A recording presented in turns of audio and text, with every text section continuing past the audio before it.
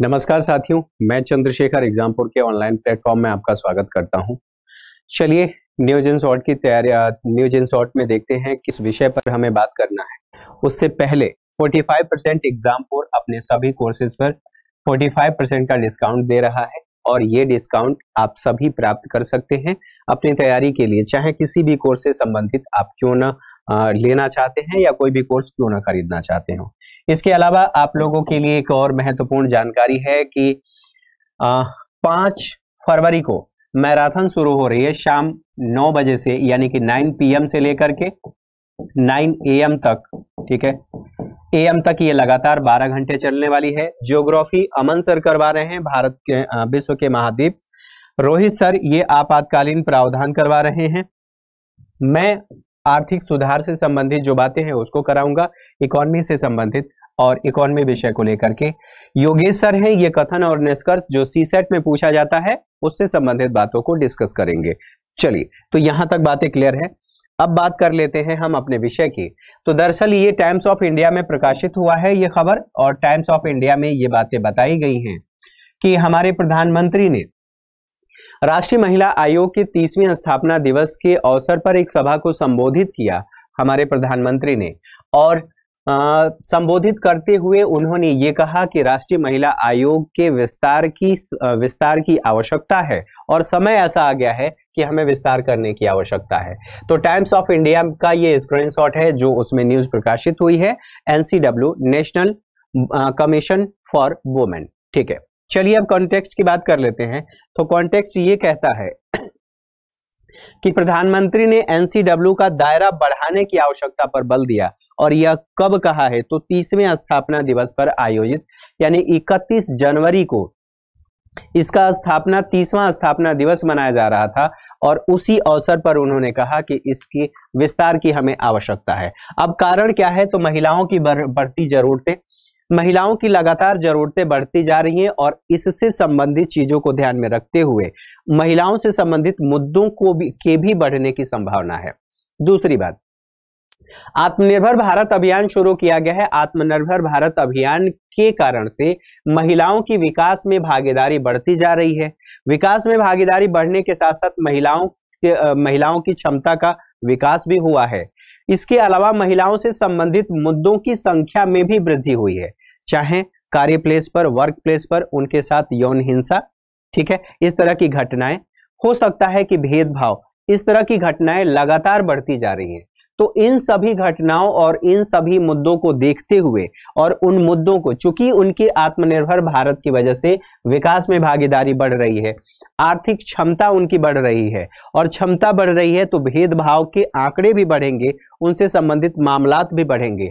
तो इन चीजों को ध्यान में रखते हुए NCW के विस्तार की आवश्यकता महसूस की जा रही है। ठीक है, साथ ही साथ महिलाओं के खिलाफ लगातार अपराध भी बढ़ते जा रहे हैं। वर्ष 2021 में बात करें तो पिछले 8 माह में ये कहा गया है कि पिछले 8 माह में अपराधों की जो शिकायतें हैं उसमें 46% की वृद्धि हुई है, यानी कि 46% की वृद्धि हुई है महिलाओं से संबंधित अपराध और उनसे संबंधित जो शिकायतें हैं।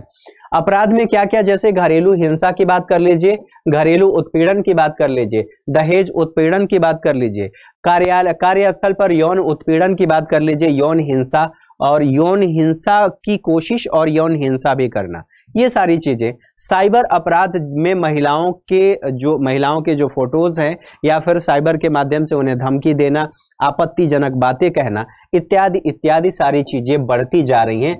कुल मिलाकर के महिलाओं के खिलाफ महिलाओं के खिलाफ अपराध की घटनाएं भी बढ़ रही हैं। तो ऐसे में हमें हमें ये आवश्यकता महसूस की जा रही है, देश में ये आवश्यकता महसूस की जा रही है कि NCW के दायरे का विस्तार किया जाए, क्योंकि उससे संबंधित, महिलाओं से संबंधित मामले भी बढ़ेंगे। अब आंकड़े जो बताए गए हैं कि आंकड़ों के आधार पर विकास में भागीदारी कैसे बढ़ रही है और किस आधार पर हम कह सकते हैं, तो प्रधानमंत्री मुद्रा योजना जो शुरू किया गया है, और मुद्रा योजना के तहत 70% लोन महिलाओं को दिया गया है, या दूसरे शब्दों में कहें तो 70% उसकी लाभार्थी महिला हैं। दूसरी बात, सेल्फ हेल्प ग्रुप की बात करें तो सेल्फ हेल्प ग्रुप यानी कि स्वयं सहायता समूहों की संख्या 3 गुना बढ़ गया है, यानी कि 3 गुने की वृद्धि हुई है। स्टार्टअप में भी महिला निदेशकों की संख्या लगातार बढ़ती जा रही है। स्टार्टअप शुरू हो रहा है, उसमें से अगर 40% की बात करें तो 40% में भी अगर देखें तो महिला निदेशकों की भागीदारी लगातार बढ़ती जा रही है। तो ऐसी स्थिति में हमें इसके विस्तार करने की आवश्यकता है।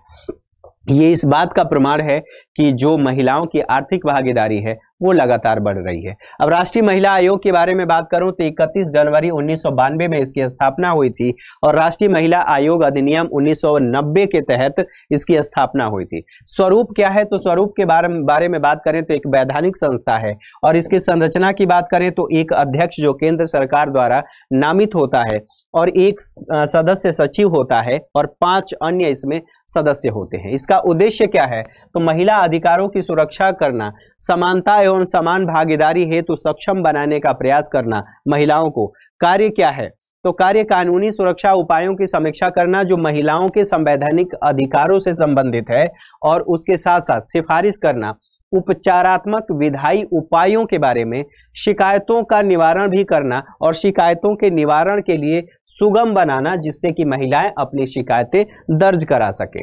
सलाह देना, महिलाओं को प्रभावित करने वाले जो मुद्दे हैं और नीतियां हैं उनके मामलों में, नीतिगत मामलों में केंद्र सरकार को सलाह देना। सरकार को सलाह देने के साथ साथ उसमें क्या क्या चीजें हो सकती हैं, शिकायतों हेतु समाधान, जैसे त्वरित न्याय प्रदान करना कैसे हो सकता है, स्वतः संज्ञान भी ये लेता है, अगर महिलाओं से संबंधित कोई मुद्दा आता है स्वतः संज्ञान लेता है। बाल विवाह यदि होता है, बाल विवाह से संबंधित मामलों पर भी ये स्वतः संज्ञान लेता है और उस दिशा में काम करता है और जागरूकता भी बढ़ाने का काम करता है। किससे संबंधित, तो महिला अधिकारों से संबंधित। ठीक है, तो यहां तक बातें आप लोगों को समझ में आई।